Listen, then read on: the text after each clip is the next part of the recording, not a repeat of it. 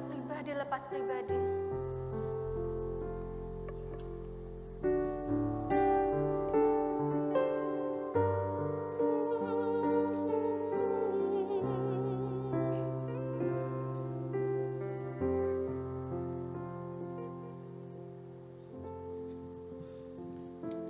Semua harta di dalam dunia, semua tak ada yang dapat tergapai, takkan bisa menggantikan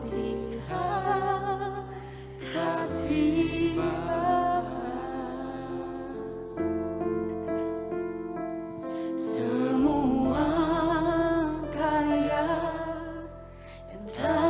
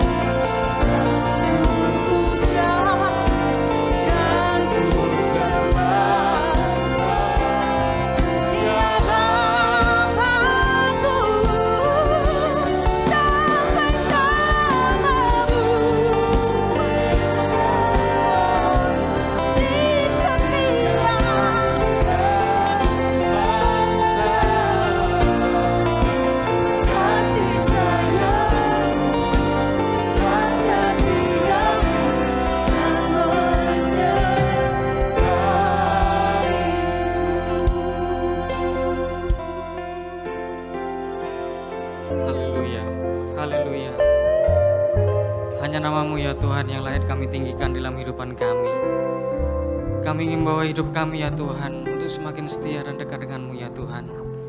Karena kami ingin selalu merasakan hadirat-Mu dalam kehidupan kami. Dan kami ingin bawa Tuhan pada sore hari ini, membawa kerinduan kami untuk datang kembali di hadirat-Mu ya Tuhan, untuk memuji dan memuliakan nama-Mu. Dan biarlah melalui kuasa Roh Kudus-Mu ya Tuhan, yang selalu memberikan kekuatan dalam kehidupan kami di saat menghadapi badai masalah dalam kehidupan kami. Karena kami yakin dan percaya Tuhan, hanya dengan kuasa-Mu yang layak kami andalkan. Dan kami yakin percaya sepenuhnya dalam kehidupan kami Tuhan akan penyertaan-Mu. Dan saat sebentar ya Tuhan, kami akan mendengarkan sebagian daripada firman-Mu. Pakai hamba-Mu lebih lagi ya Tuhan, agar setiap firman yang terucap selalu memberikan kekuatan dalam kehidupan kami. Terima kasih Tuhan. Kami siapkan hati, pikiran, dan telinga kami yang terbaik untuk Engkau. Hanya di dalam nama Tuhan Yesus, haleluya. Amin. Amin. Puji Tuhan, silakan duduk. Tuhan Yesus baik buat kita semua. Saya menyapa Bapak Ibu Saudara yang ada di rumah juga. Ya, Bapak Ibu Saudara, sore ini saya mengajak kita untuk membaca kitab Roma pasal yang ke-12, ayat yang ke-12. Kalau Bapak Ibu Saudara sudah mendapatkannya, saya akan membacanya demikian. Bersukacitalah dalam pengharapan, sabarlah dalam kesesakan, dan bertekunlah dalam doa. Bapak Ibu Saudara, kita mau cek kesehatan rohani kita. Sebab ayat 12 yang kita baca adalah parameter kesehatan rohani orang Kristen, orang percaya. Mari kita mulai dengan yang pertama, bersukacitalah dalam pengharapan. Saudara, Tuhan mau supaya kita semua bersukacita. Ada yang lagi susah? Ayo beri senyum kanan kirinya. Saudara-saudara, jadi bersukacitalah dalam pengharapan. Kalau ada pribadi satu-satunya yang ingin melihat kita selalu bersukacita, itulah Tuhan Yesus Kristus. Mengapa saya berkata demikian? Sebab ayat ini berkata bersukacitalah dalam pengharapan. Kita suka bersukacita pada saat telah menerima berkat, pertolongan, jalan keluar, mujizat, kesembuhan, doa dijawab, dan lain sebagainya. Jadi sukacita Bapak Ibu Saudara dan saya pada umumnya lebih bersifat setelah menerima. Tetapi ayat ini berkata bersukacitalah dalam pengharapan.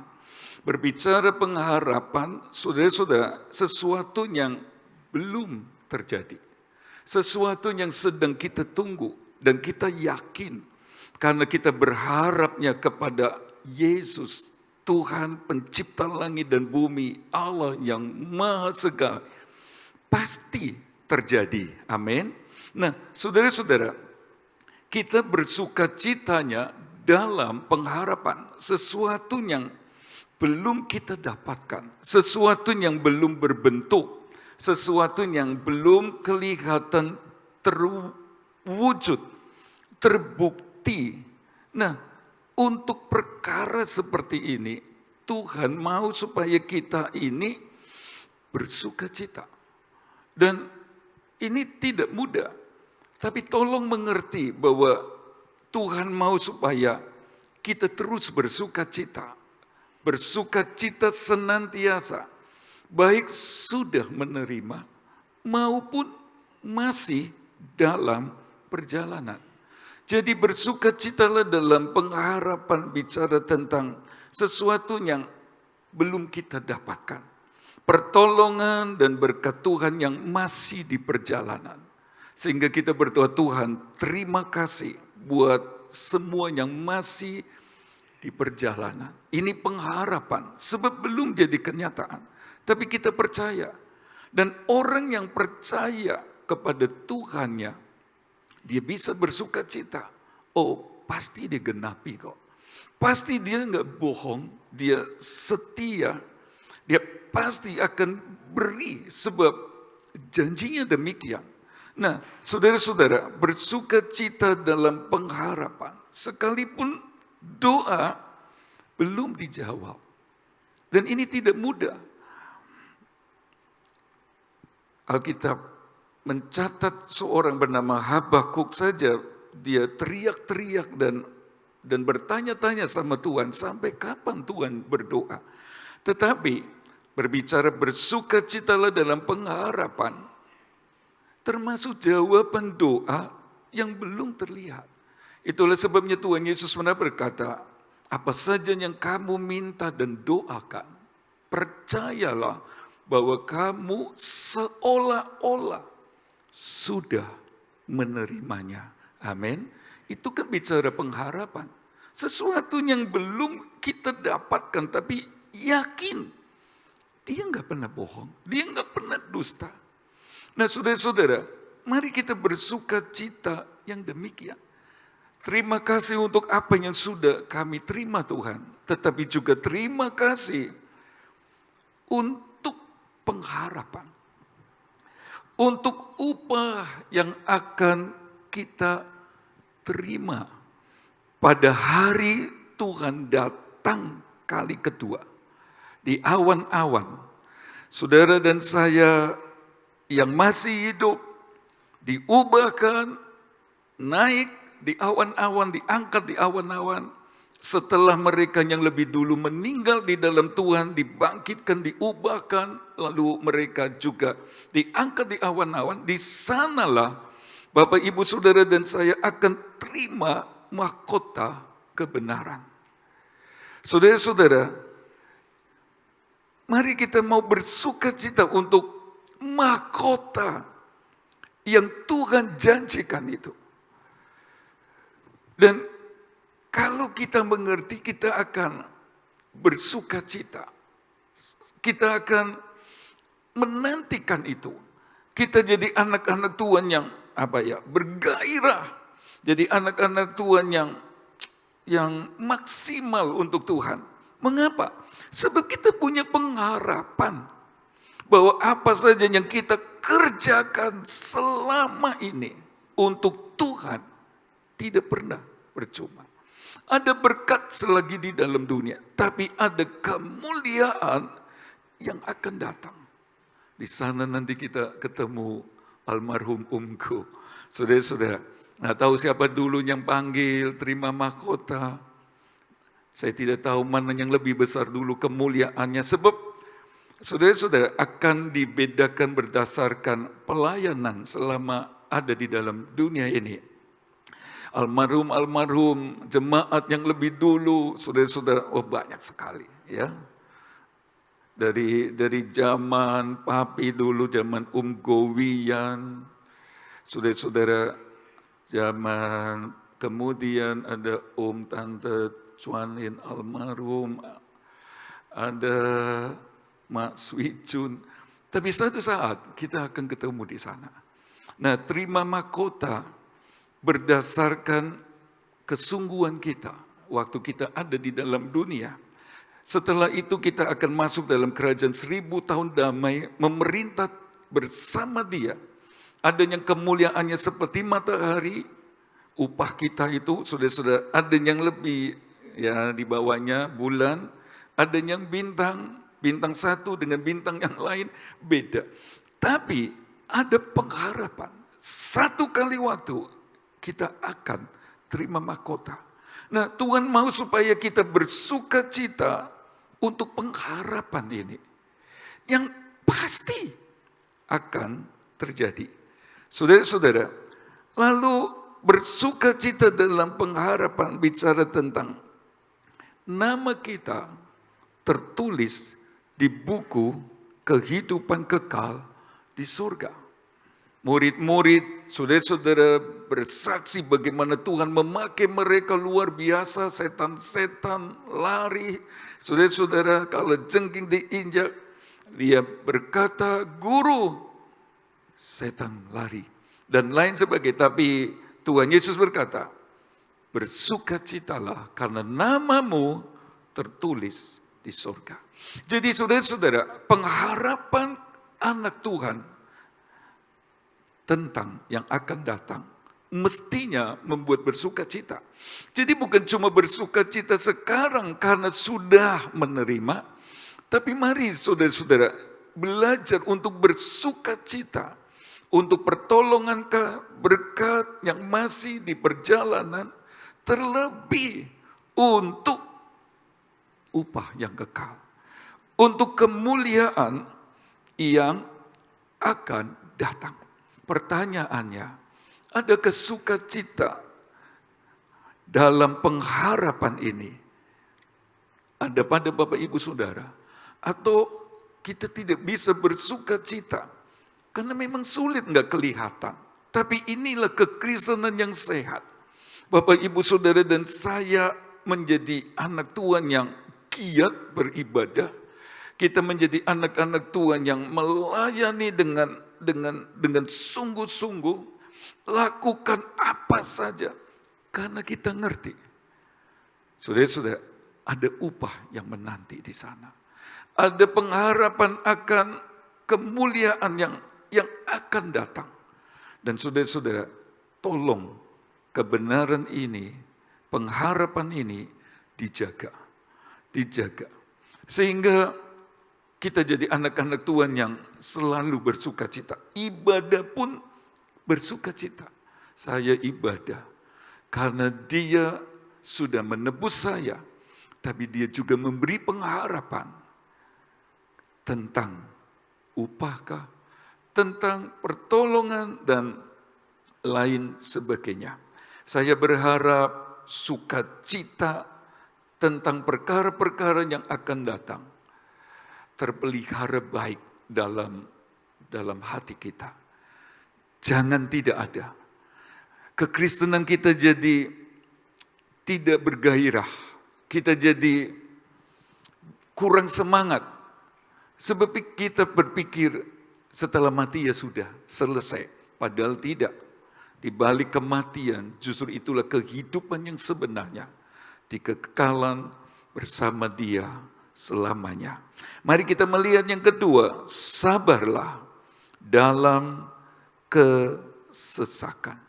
Bapak Ibu Saudara, kata sabar dalam terjemahan asli mengandung pengertian bertahan. Ya, tinggal tetap. Jadi Tuhan mau supaya kita bersabar dalam kesesakan. Berarti Tuhan mau supaya kita tetap kokoh, tidak tergoncangkan.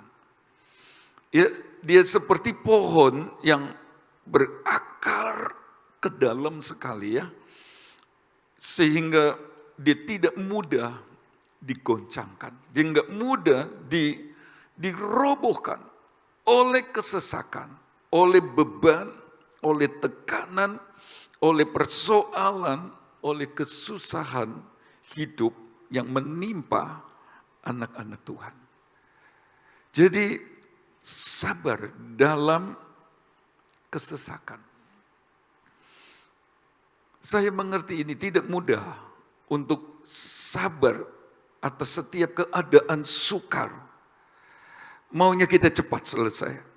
Maunya cepat berhasil.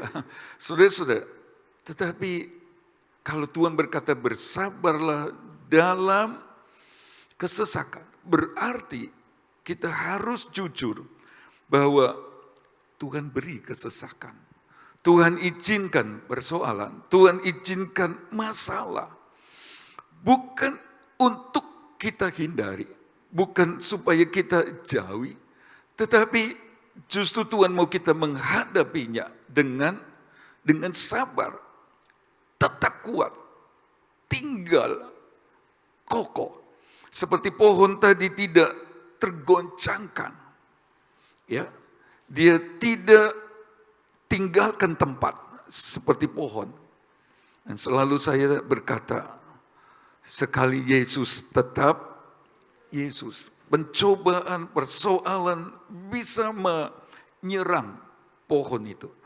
Tapi kalau dia berakar kuat, saudara-saudara, dia tidak tergoncangkan.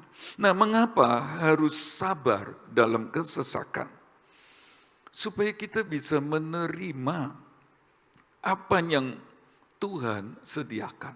Yakobus 5 ayat 11, ketekunan Ayub. Setelah melewati semua, ayat itu berkata, dia menerima apa yang telah Tuhan sediakan. Jadi mesti sabar untuk menerima apa yang sedang Tuhan sediakan seperti yang Ayub alami. Tidak ada orang berhasil di dalam dunia ini kalau tidak sabar. Selalu mulai sabar. Mulai yang kecil, saudara-saudara. Terus jaga baik-baik, jaga kepercayaan orang, jaga nama baik, jaga kualitas, terus sabar, sampai akhirnya besar. Jadi bukan seperti tiba-tiba turun dari langit. Keberhasilan diusahakan, dan salah satunya adalah sabar. Saya mengingat kisah kehidupan Daud. Dia mulai lahir sampai umur 17 tahun ada di Bethlehem. Dan kita tahu saudara-saudara, dia sebagai anak bungsu dipandang sebelah mata oleh papa mamanya, saudara-saudara, oleh kakak-kakaknya. Kakak-kakaknya masuk dalam angkatan perang kerajaan. Orang-orang hebat mendampingi Saul. Tetapi saudara-saudara, beda dengan Daud. Dia dibiarkan di padang, menggembalakan domba. Saudara lihat dari 17 tahun dia ada di Bethlehem. Dia biasa menggembalakan domba. Tapi inilah cara Tuhan. Dia tidak bawa seorang Daud langsung ke atas, sebab pasti akan mudah jatuh. Dia nggak kuat. Itulah sebabnya dia mulai dari akar rumput, dia mulai dari bawah. Dia gembalakan domba, dia tinggal di sana pada malam hari. Saya percaya Tuhan sedang membentuk hatinya untuk sabar. Menghadapi tantangan-tantangan, singa, beruang, dan lain sebagainya. Lebih dari itu, supaya hatinya, saudara-saudara, dekat sama Tuhan. Tidak heran, waktu di Bethlehem di usia 0 sampai 17 tahun, di fase itu, ada Mazmur 8 ayat 3 dan 4, di mana pada saat Daud ada di padang di malam hari, saat dia melihat langit, dia langsung bisa bermazmur. Hatinya dekat sekali, mudah sekali menangkap hati Bapa. Dia berkata, jika aku melihat langitmu, buatan jarimu, bulan dan bintang-bintang yang kau tempatkan, apakah manusia sehingga engkau mengingatnya? Apakah anak manusia sehingga engkau mengindahkannya? Saudara-saudara, dia rela dipimpin Tuhan untuk sabar di Bethlehem. Supaya dia bisa lebih mengenal Allahnya. Membentuk hatinya. Pada saat dia menggembalakan domba saudara-saudara sendiri, dia langsung bisa bermazmur cepat sekali. Tuhan, engkau gembalaku yang baik. Takkan kekurangan aku dan lain sebagainya. Itu di fase Bethlehem. Dia sabar di sana. Ada saat di mana Tuhan munculkan Goliat. Di kitab 1 Samuel pasal 17 di Bethlehem. Saudara-saudara, persoalan namanya Goliat bagi Daud adalah jalan Tuhan untuk dia naik ke level yang lebih tinggi. Saya ingin kita memandang persoalan dari kacamatanya Tuhan. Sudut pandangnya Tuhan. Tidak kebetulan. Pasti ada maksud Tuhan. Dan benar saudara-saudara, Goliat tampil. sebenarnya hanya untuk Daud. Ini promosi untuk Daud. Kakak-kakaknya yang ahli perang itu lari, sembunyi bersama Saul. Tapi Daud menghadapinya. Cepat cerita, Goliat tumbang, Daud menang. Promosi. Semua kenal Daud. Tetapi tidak langsung jadi raja. Kita membaca saudara-saudara, dia harus tinggal di istana di Gibeah. Ini fase kedua, umur hidup Daud dari 17 tahun sampai 23 tahun. Oh saudara-saudara, dia jadi pemetik kecapi. Dia jadi bujang dari Saul. Tetapi sekalipun ada di istana, tidak menyenangkan. Sebab berulang-ulang kali Saul hendak membunuh Daud. Saudara-saudara, dengan lembing di tangan Saul hendak ditancapkan ke Daud. Tapi Tuhan belum selesai. Itulah sebabnya kesukaran, persoalan, bahaya sekalipun yang mengintai anak Tuhan tidak akan kena selama Tuhan belum selesai. Amin. Belum selesai. Jadi saudara-saudara, 6 tahun di sana, sengsara. Tinggal di istana, tetapi terancam nyawa. Tidak pernah tenang. Tapi dia sabar di sana. Ada saat di mana dia harus tinggalkan ke Bethlehem, tapi ternyata masuk Gibeah. Dia sabar. Saudara-saudara, di Gibeah ada kesukaran.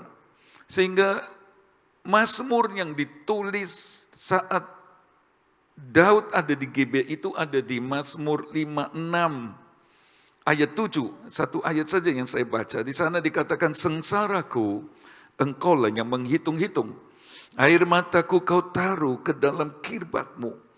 Bukankah semuanya telah kau daftarkan? Jadi saudara-saudara, di Gibeah dia suka menangis.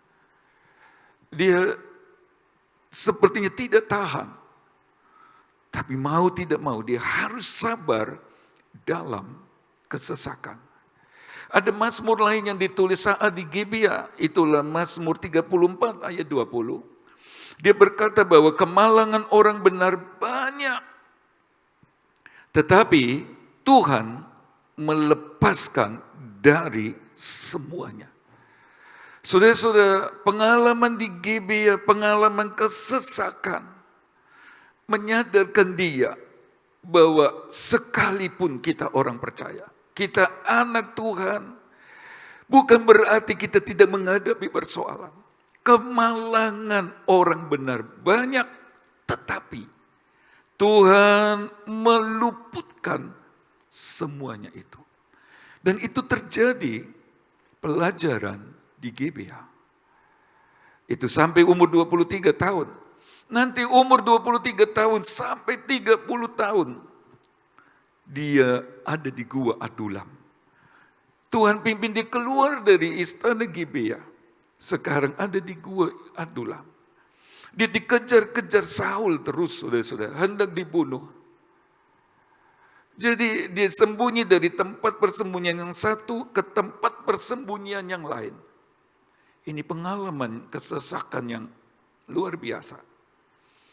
Tetapi Mazmur yang dia tulis di Mazmur 54 ayat 6 berkata, sesungguhnya Allah adalah penolongku, Tuhanlah yang menopang aku. Dia mulai dewasa di dalam Tuhan. Dia mulai memandang Tuhan lagi. Tuhan, engkaulah penolong. Engkaulah yang menopang. Dia yakin. Tidak mungkin ambruk. Tidak mungkin jatuh. Pasti dia tolong. Mazmur 57 ayat 3 itu juga ditulis waktu dia jadi pelarian di Adulam. Dia berkata, aku berseru kepada Allah yang maha tinggi. Kepada Allah yang menyelesaikan bagiku. Mulai semakin matang di dalam Tuhan. Sekalipun ada dalam kesesakan, dia yakin sekali bahwa Tuhannya akan menyelesaikan. Itulah sebabnya dia tutup di Mazmur 57 ayat 12, tinggikan dirimu mengatasi langit ya Allah. Biarlah kemuliaanmu mengatasi seluruh bumi. Saudara-saudara, Daud sabar mulai dari Bethlehem, di Gibea, di Gua Adulam lari. Sampai saat dimana dia berumur 30 tahun. Tuhan bawa dia ke Hebron sampai umur 37 tahun. Menjadi apa? Menjadi raja atas suku Yehuda saja. Saudara-saudara, lihatlah ada penghiburan Tuhan. Nanti di usia 37 tahun sampai 70 tahun atau mau mati. Dia ada di Yerusalem menjadi raja atas Israel. Dia menerima apa yang telah Tuhan sediakan setelah melewati masa-masa sulit dengan sabar, dengan tenang. Saya mengajak kita untuk sabar. Sekalipun ini tidak mudah. Sabar menghadapi keadaan sukar. Sabar menghadapi keadaan yang menyesakkan. Sabar kepada Saul-Saul yang bikin susah kita. Sabar terhadap Goliat yang sepertinya kita tidak berdaya. Daud tidak bersungut-sungut dan berkata, Tuhan, mana bisa saya kalahkan Goliat yang besar? Dia tidak berkata, Tuhan, kenapa engkau bawa aku ke istana Gibea? Hanya untuk tiap-tiap hari dalam ketakutan karena lembing atau tombak di tangan Saul. Oh, dia tidak berkata demikian. Dia tetap sabar dalam sampai pada waktunya dia ada di Hebron, bahkan terus naik di Sion. Mengapa kita perlu sabar dalam kesesakan? Sebab supaya kita menerima apa yang telah Tuhan sediakan. Saya percaya tiap-tiap pribadi ada dalam perhatian Tuhan dan dia pasti punya rencana untuk tiap-tiap kita. Kita akan menerima apa yang telah Tuhan sediakan. Tapi sabarlah dalam kesesakan. Mengapa kita harus sabar? Berikutnya supaya kita tidak kehilangan upah yang menanti. Ibrani 10 ayat 36, di sana dikatakan, mari kita membaca Ibrani 10 ayat 36.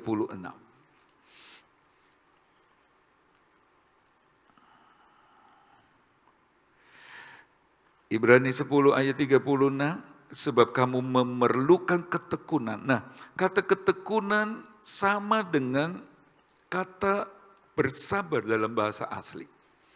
Hupomona. Jadi menanggung dengan sabar, menanggung persoalan kesesakan dengan tenang, sama. Ya, sebab ayat 36, sebab kamu memerlukan kesabaran atau ketekunan supaya sesudah kamu melakukan kehendak Allah, kamu memperoleh apa yang dijanjikan. Apa yang dijanjikan? Ayat 35, besar upah yang menanti. Jadi Bapak Ibu Saudara, mari bersukacita dalam pengharapan tentang kemuliaan yang akan datang, mahkota, kehidupan kekal, dan lain sebagainya. Sebab kita sudah ditebus oleh darah Yesus dan kita punya tiket dapatkan itu. Tapi untuk mendapatkan itu jadi kenyataan, sabar dalam kesesakan. Sebab kalau kita tidak sabar dalam kesesakan, saudara-saudara, kita berhenti ikut Tuhan. Ya, kalau cuma seperti Elimelek, yang karena persoalan di Bethlehem, lalu lari ke Moab, dia kehilangan semuanya. Saudara-saudara, Naomi kehilangan suami, kehilangan 2 anak. Dulu mereka berangkat tinggalkan Yehuda penuh, sekarang kurang. Sebenarnya masih untung, sebab dia masih punya kesempatan kembali ke Bethlehem. Dan ketemu Boas, gambaran Yesus besar kita. Masih selamat. Tapi kalau kita tidak bertahan, tidak sabar dalam kesesakan, mundur. Ayat itu berkata, Tuhan tidak berkenan. Kita kehilangan upah. Sayang. Jadi, mari kita mau sabar dalam kesesakan. Sebab ada upah besar menanti. Senang diberkati Tuhan, senang. Senang. Tetapi tolonglah biar senang juga karena pengharapan yang pasti di dalam Tuhan. Mengapa kita harus bersabar dalam kesesakan? Supaya kita selamat sampai pada akhirnya. Itu Matius 24. Mari kita lihat Matius 24. Matius 24 ayat yang ke-13. Tetapi orang yang bertahan sama hupomona. Tetapi orang yang sabar sampai pada kesudahannya akan selamat. Itu berarti kalau kita tidak sabar dalam kesesakan, bisa-bisa bukan cuma kehilangan apa yang Tuhan janjikan, bukan cuma kehilangan upah yang akan datang, bisa-bisa kehilangan nyawa kita. Artinya kita bisa binasa. Itulah sebabnya Bapak Ibu Saudara, mari kita mau bersabar dalam kesesakan. Pandang jauh ke depan.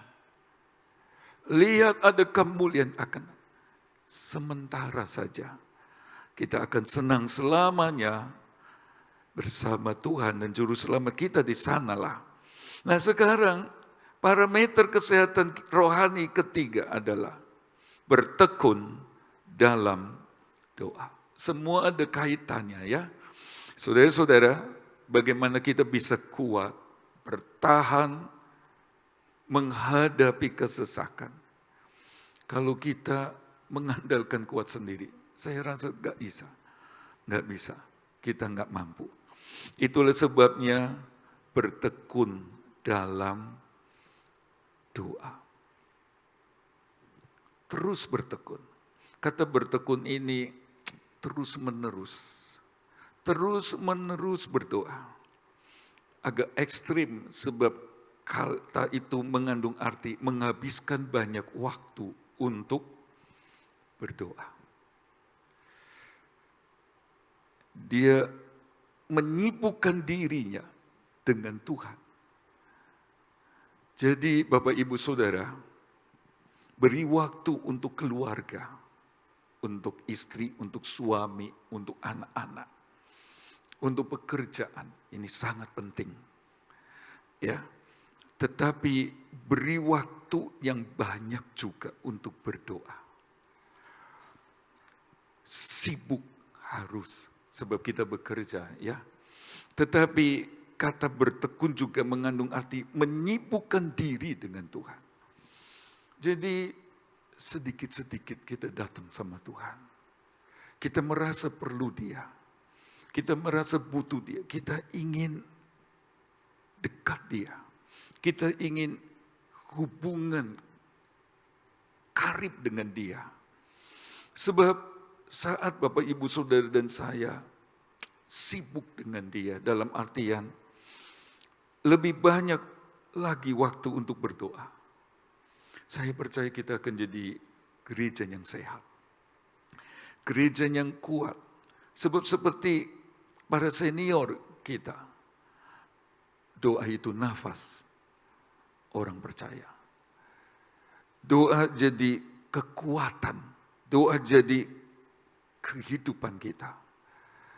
Satu saat Hizkia dan orang-orangnya diperhadapkan dengan persoalan. Musuh berkata, apakah hanya dengan ucapan bibir merupakan kekuatan dan strategi untuk menang perang. Saudara-saudara, mereka mau berkata, apa cuma dengan berdoa masalahmu selesai? Apa hanya dengan doa kamu iso menang? Apa hanya dengan doa kamu bisa melepaskan diri dari persoalan bangsa Aram?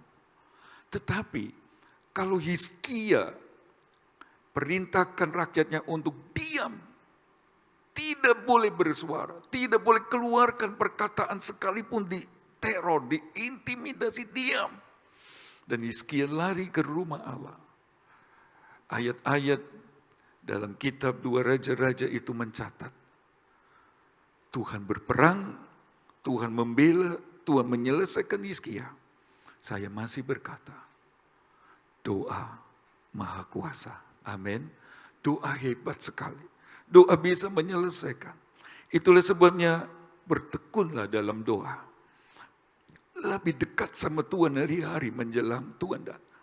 Ada banyak orang mulai mempunyai kemauan, saya mau lebih banyak baca Alkitab. Bagus. Saya mau lebih banyak beribadah. Tapi kali ini juga kita mau berkata, saya mau lebih banyak sembahyang. Malam hari, tengah malam, Bapak Ibu Saudara bangun, datang sama Tuhan. Sebab kita tahu kekuatan kita cuma di dalam Dia.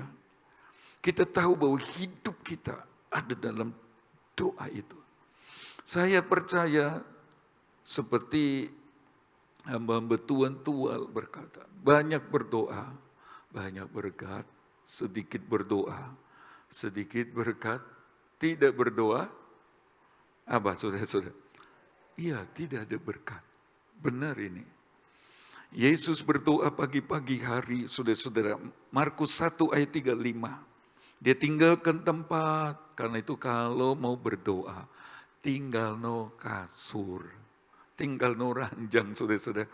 Pergi ke ruang tamu BE, berdoa di sana. Sebab kalau terus di sana, haleluya 12 kali, yang ke-13, haleluya. Saudara-saudara, tinggalkan tempat, berdoa. Nah, pada saat Yesus berdoa, lalu dia kembali kepada murid-muridnya. Murid-muridnya berkata apa? Orang banyak mencari engkau. Saudara-saudara, berkat, kebaikan, kemurahan Tuhan, mencari. Jadi orang yang berdoa, orang yang ngecas kekuatannya dengan Tuhan, saudara-saudara, itu seperti magnet. Dia tarik. Orang banyak mencari engkau. Jadi bertekunlah dalam doa. Yang tidak pernah berdoa, doanya cuma sekilas info, terima kasih Tuhan buat berkat-Mu dalam nama Yesus. Amin. Terima kasih Tuhan, saya mau tidur, jaga ya, tolong. Terima kasih dalam nama Yesus. Amin. Terima kasih Tuhan, sudah bisa bangun pagi, sehat, haleluya. Terima kasih, tolong sepanjang hari ini ya. Tambah, sudah bertekun dalam doa, ambil beberapa waktu. Sebab dengan kita bertekun dalam doa, kita jadi jemaat yang kuat. Ada pencobaan, tapi doa menguatkan kita. Dan saya percaya, waktu kita berdoa, seperti pokok, seperti ranting pohon anggur yang melekat, bukan menempel, melekat. Maka sebagaimana ada pada pokoknya, sari-sari makanan ranting alami.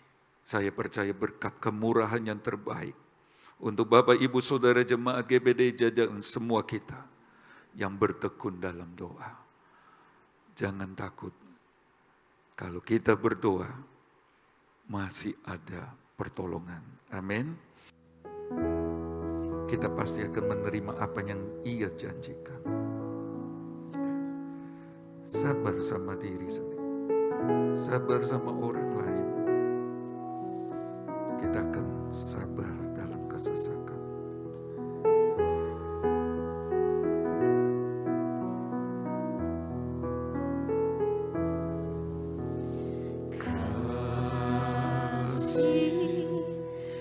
Pasti lemah lembut, kasih pasti memaafkan, kasih pasti murah hati, kasih-Mu Tuhan. Pasti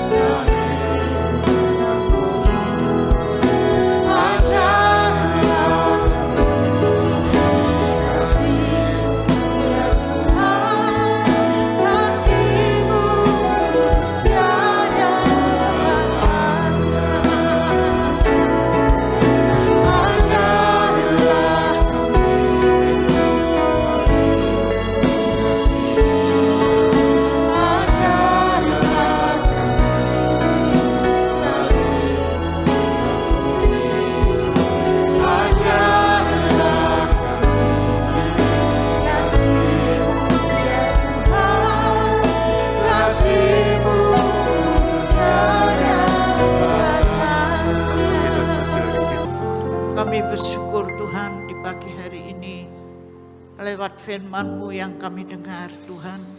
Terima kasih Biarlah Tuhan. sidang jemaat Tuhan, kami mohon kemurahan-Mu, Engkau memenuhi hati kami dengan kasih-Mu Haleluya. Tuhan. Puji Tuhan. Dengan kasih-Mu yang memenuhi hati kami boleh mengasihi kami sesamanya ya Tuhan. Ya. Dan kami boleh memiliki kesabaran ya Tuhan, di dalam menghadapi apapun Tuhan. Dengan kesabaran kami, dengan kasih kami kepada Tuhan, dengan sesamanya, kami akan mengalami kuasa Tuhan. Amin. Kami mengalami pertolongan Tuhan. Terlebih Tuhan, dengan kasih-Mu, Ya. kami tidak kendor di dalam kami melayani Engkau. Kami tetap kuat di dalam menghadapi kesukaran hidup, Ya. kesesakan Tuhan. Dengan kesabaran, dengan kasih-Mu, kami boleh mengalami kemenangan Amin, yang daripada Tuhan. Tuhan. Inilah yang menjadi doa kami pagi hari ini. Penuhi setiap hati kami dengan kasih-Mu Tuhan. Ya. Ada di dalam setiap hati kami. Sehingga kami boleh mengalami pertolongan dan kemenangan dan kekuatan yang daripada Tuhan. Amin. Terima kasih Tuhan. Terlebih yang menjadi doa kami, ajarlah kami untuk kami bertekun di dalam doa. Ya. Karena tekun di dalam doa, kami boleh mengatasi semuanya Tuhan. Dan kami boleh mengalami kemenangan demi kemenangan yang Amin. daripada Tuhan. Terima kasih Tuhan. Kami bersyukur buat lawatan-Mu kepada sidang jemaat Tuhan pagi hari ini. Tuhan kenal apa yang menjadi beban kami, apa yang jadi masalah kami, pergumulan kami. Kami percaya dengan kesabaran kami, dengan kasih-Mu, dengan kekuatan doa kami akan mengalami pertolongan Tuhan. Kami akan mengalami mujizat Tuhan. Amin, Dan Tuhan. kami boleh mengalami berkat Tuhan. Jasmani dan rohani. Kami boleh nikmati ya Tuhan. Terima kasih buat firman-Mu. Terima kasih, Tuhan. Roh Kudus yang akan mengerjakan firman-Mu di dalam setiap hati kami. Sehingga kami boleh mengalami Ya. kuasa Tuhan. Kami boleh mengalami pertolongan Tuhan. Kami boleh mengalami jamahan Tuhan. Amin. Terima kasih Tuhan. Firman-Mu Kau meteraikan dalam setiap hati kami. Dan doa kami mohon hanya di dalam nama Tuhan Yesus Kristus kami Doa berdoa. Yabes, kiranya Engkau memberkati aku.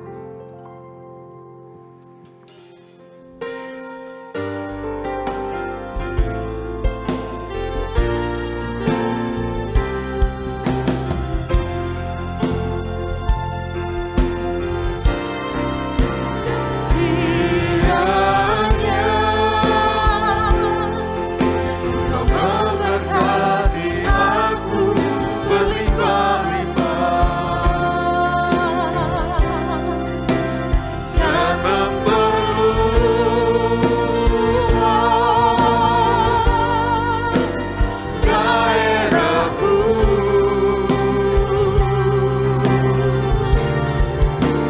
Dan kiranya Tangan-Mu menyertai aku dan melindungi aku daripada malapetaka, sehingga kesakitan tidak menimpa. Terima kasih buat penyertaan Tuhan dalam ibadah pagi hari ini. Kami percaya Tuhan yang ada di tengah-tengah kami mengenal tiap-tiap pribadi. Umat yang datang menyembah dan beribadah kepadamu. Kepada mereka semua kami turunlah berkat roh jiwa tubuh. Dan semua kami terus ada dalam genggaman tangan Tuhan yang berkuasa itu. Membawa kami bertambah-tambah. Mengasihi Tuhan. Setuju kehendak-Mu. Hari-hari menjelang Tuhan datang kembali. Terima kasih Tuhan, kami menyerahkan umat ketebusان-Mu dalam firman kasih karunia-Mu. Dan apabila sebentar kami pulang, Tuhan besertalah.